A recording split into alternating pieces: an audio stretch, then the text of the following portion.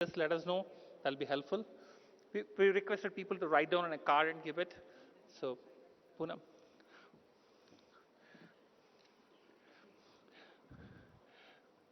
In the meantime, no, please. No, there are people who have written the questions, sir.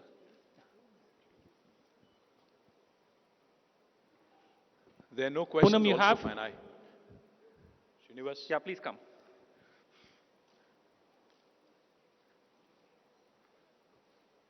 Somebody get her a mic, no?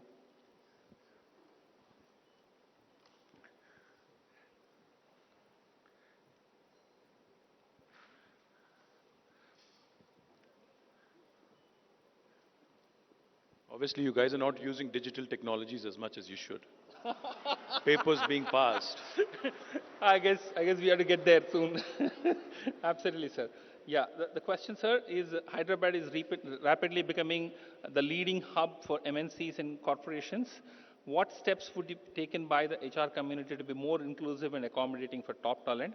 What is your recommendation to the HR community to be, same thing, to be more inclusive and accommodating for top talent? This is one question. Can I take these questions, actually? Sure. Okay, I don't have the names of the people who've asked these questions, but I'm going to try and. So, the question about environmental social governance, ESG. What are your views on the ESG policies and the efforts made by state to attending to them? Great question. I think the whole world has seized of the whole ESG philosophy and how all of these have to go hand in hand. And like I was pointing out, industry cannot be at the cost of environment. And in Telangana, while we focused, of course, on rapid industrialization, wealth creation, job creation, we focused equally effectively on ensuring that sustainable goals are also not compromised upon. So therefore, you see that the third largest effort in human history, not India, not by any state, not by any minister, chief minister or prime minister. The third largest effort in human history in terms of greening was done by Telangana. We planted more than 240 crore saplings over the period of last 7 years, and we ensured almost 80% survival. And the green cover of the state has risen from 24% to almost 31.7%. And our ambition is to be at 33, at least one third of the state being under that. Also, in terms of sustainable goals, we are, of course, I don't know, for those of you who are from outside of Hyderabad, let me tell you, Formula E is coming to India, and Hyderabad is hosting it on 11th of February. So we are actually doing an EV summit around it.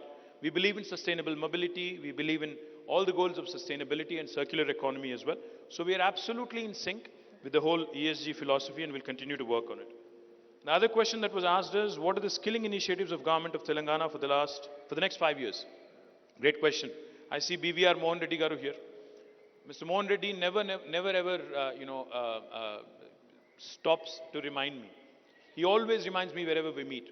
The most important thing that a country, a government, a state can focus and should focus and must focus is on ensuring that human resources are constantly upskilled, reskilled, and continuously skilled is what he keeps reminding me. We have an institution called as the Telangana Academy for Skills and Knowledge, TASK, which has trained more than 700,000 students, 7 lakh students in the last 8 years. We, of course, constantly keep adding new modules, constantly keep ensuring that, our core areas, core strengths are attended to.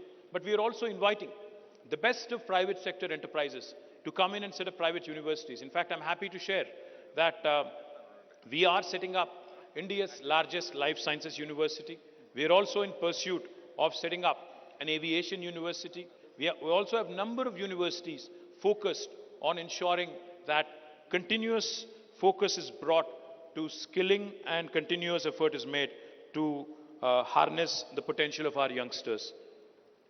Hyderabad is rapidly becoming the leading hub for MNCs and corporations. What steps should be taken by the HR community to be more inclusive and accommodating for the top talent? What is your recommendation to the HR community to be more inclusive and accommodating for the top talent?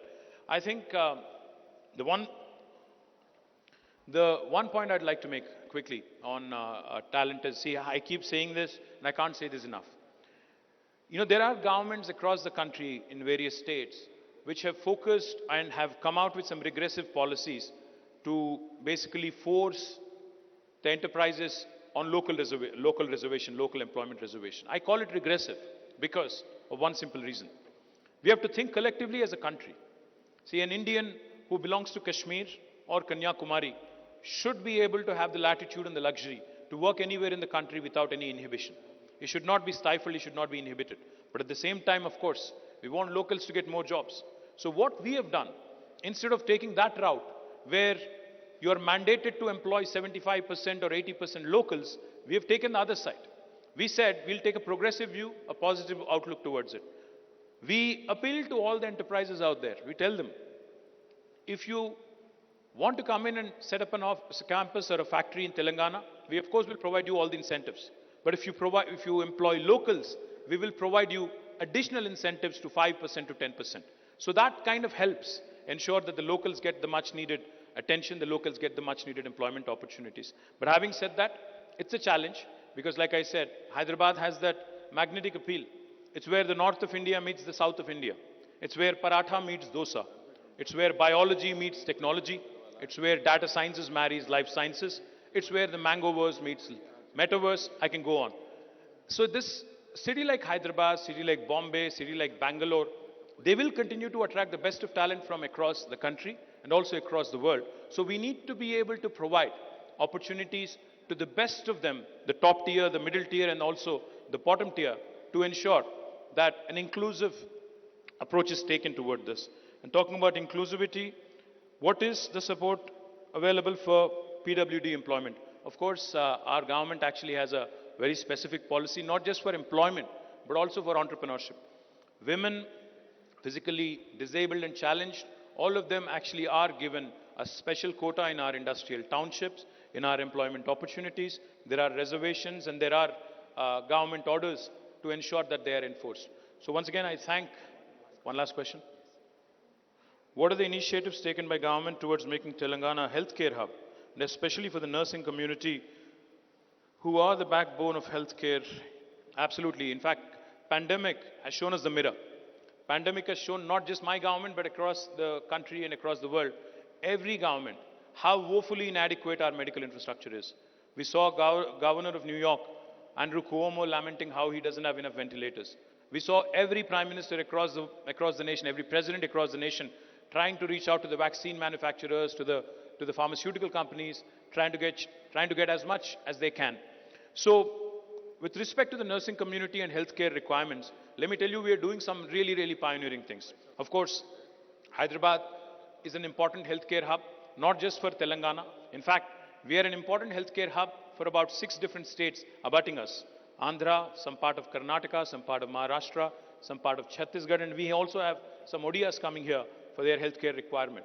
So we continue, of course, to grow infrastructure in the government sector.